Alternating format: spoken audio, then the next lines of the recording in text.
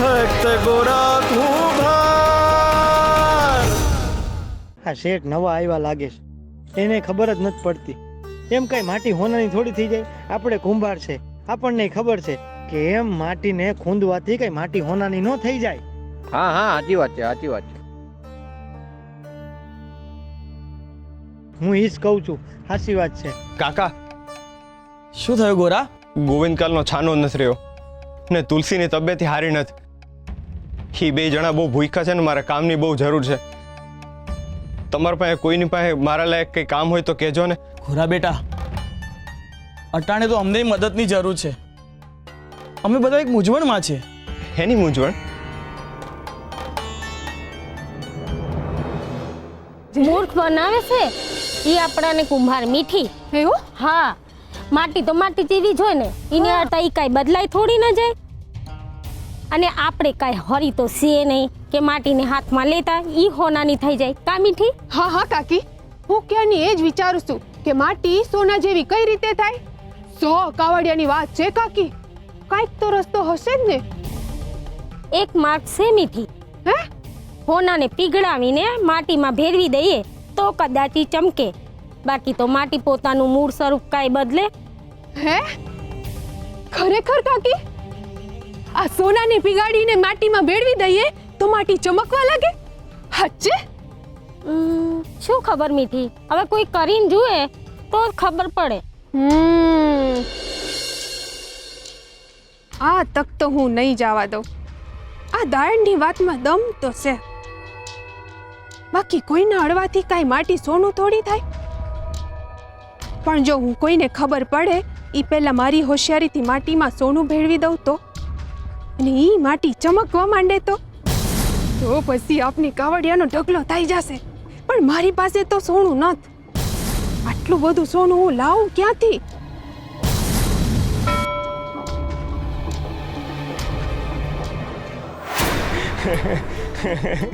ગોરા, તું આમ કેમ હસી રહ્યો છે? ખરેખર ગોકુળનાથ કુંભારે આવી શરત રાખી છે. જો તને માનવામાં ના આવતું હોય તો ચાલ આપણે પૂછી આવીએ. આ તુલસી અને ગોવિંદ ભૂખ્યા છે ને, એનો આઘાત લાગ્યો છે, એમાં જ એક ગેલો થઈ ગયો છે. ભાઈઓ, ગોકુળનાથની શરત સાચી છે. ગોરા, એવું ના હોય. માટી થોડી સોના જેવી ચમકે. કાકા, માટી સોનું જ છે, બસ એને ચમકાવવાની રીત હોય છે. તું સાચું કહે છે? એટલે તને આવડે છે? કાકા, ઈ તો હંધાઈ કુંભારને આવડતું જ હોય છે. શું રીત હોય છે? અમને તો કે, અમને જાણવું છે. એ હું તમને સમજાવી તો નહીં શકું, પણ તમને કરીને બતાવી. બાપાએ મને એ રીત શીખવી હતી. હાલો, મને ગોકુળનાથ પાસે લઈ જાઓ, એની સામે જ તમને કરીને બતાવું. એ બચારા પાસે સમય ઓછો છે ને. હાલો હાલો, ઝટ કરો. હાલો. શ્રી હરિ નમો નારાયણાય. શ્રી હરિ નમો નારાયણાય. શ્રી હરિ નમો નારાયણાય. શ્રી હરિ નમો નારાયણાય. શ્રી હરિ નમો નારાયણાય. શ્રી હરિ નમો નારાયણાય. શ્રી હરિ નમો નારાયણાય. શ્રી હરિ નમો નારાયણાય. શ્રી હરિ નમો નારાયણાય. શ્રી હરિ નમો નારાયણાય. હે ભગવાન, આ મુશ્કેલીમાં તમારા સિવાય કોઈ મદદ નહીં કરે. મારી પાસે તો સોનાના ઘરેણા નથી, અને ગામમાં કોઈ પોતાના ઘરેણા પીગળવા માટે આપશે નહીં. જો પૂજારી બાપાને પૂછીશ ને તો ઈ ના જ પાડશે. હવે મારી પાસે બીજો કોઈ માર્ગ નથી પ્રભુ. તમારા ઘરેણા થોડી વાર માટે ઉછીના લઉં છું એવું માનજો. એકવાર અમારી માટી સોનાની જેમ ચમકવા માંડશે ને એટલે મારો વર્ષ 100 કાવડિયા કમાઈ જશે. અને ઈ કાવડિયામાંથી હું તમને તમારા બધાય ઘરેણા પાછા ચડાવી દઈશ. અને ખાલી ઘરેણા નહીં, તમારા માટે નવા નક્કોર સોનાના વાઘા પણ ઘડાવી દઈશ. મને ખબર છે હા કે તમે માની જ ગયા છો, પણ આ પૂજારી બાપા સામે હું કઈ રીતે લઉં ઘરેણા?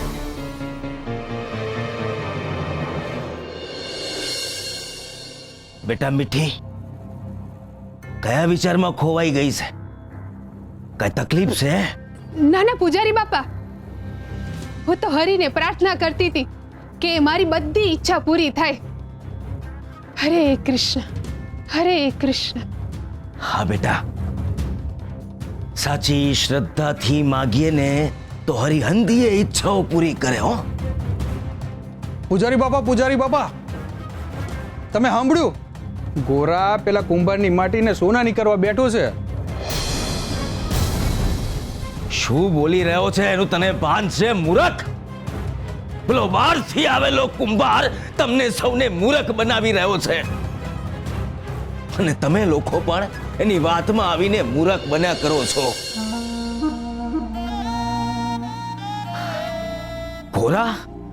ગોરા તો પહેલેથી જ મહામૂરખ છે જ. અરે તમે ત્યાં આવીને જુઓ તો ખરા, આખું ગામ ત્યાં ભેગું થયું છે. આખું ગામ ભેગું થયું છે? તો મારે જઈને જોવું પડશે કે આ ગોરા હવે પાછા કયા નવા ગાંડા કાઢવા બેઠો છે. હાલ લઈ જા મને ઓલા ગોરા પાસે ને કુંભાર પાસે. હાલ. શ્રી હરિ નમો નારાયણાય, શ્રી હરિ નમો નારાયણાય.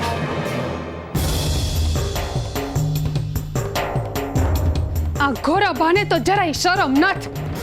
ઘરમાંથી બહાર કાઢી મૂક્યા તોય હજી શાંતિથી બેઠા નથી ને હવે એના ભાઈના પેટ પર લાત મારવા આવી ગયા છે. ઈ કાંઈ કરે ઈ પહેલા મારે ફટાફટ માટીને સોના જેવી ચમકાવી પડશે.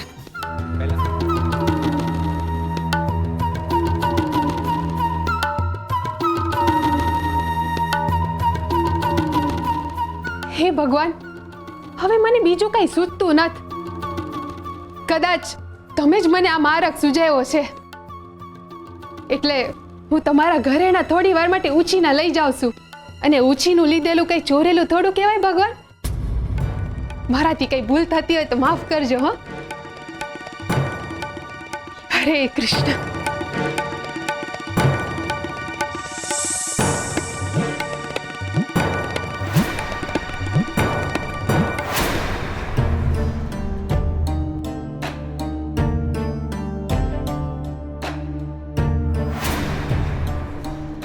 શ્રી હરિ નમો નારાયણાય, શ્રી હરિ નમો નારાયણાય. આ જ છે ગોકુળનાથ કુંભારનું ઘર.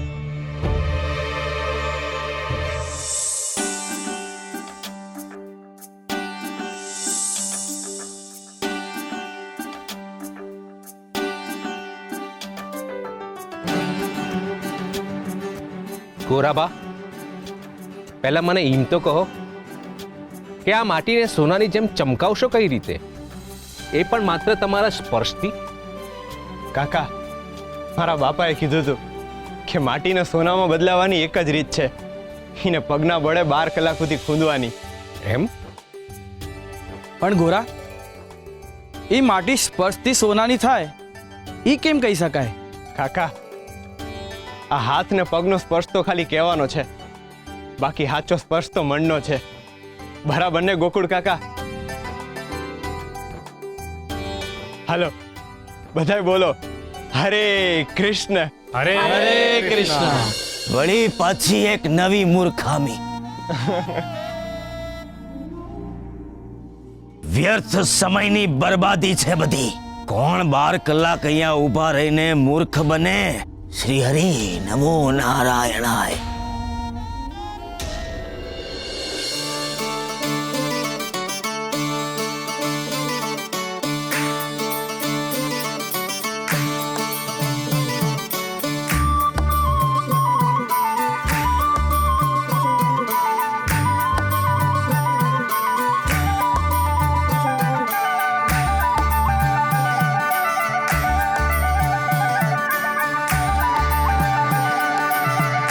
કોઈ જુએ ને એનું ધ્યાન રાખવું પડશે.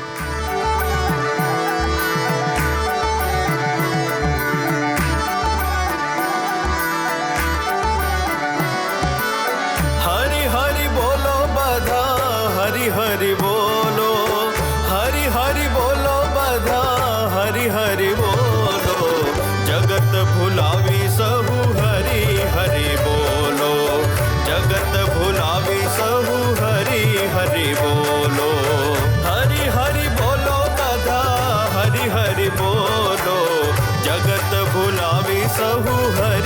हरि बोलो जगत भुलावी सहु हरि हरि बोलो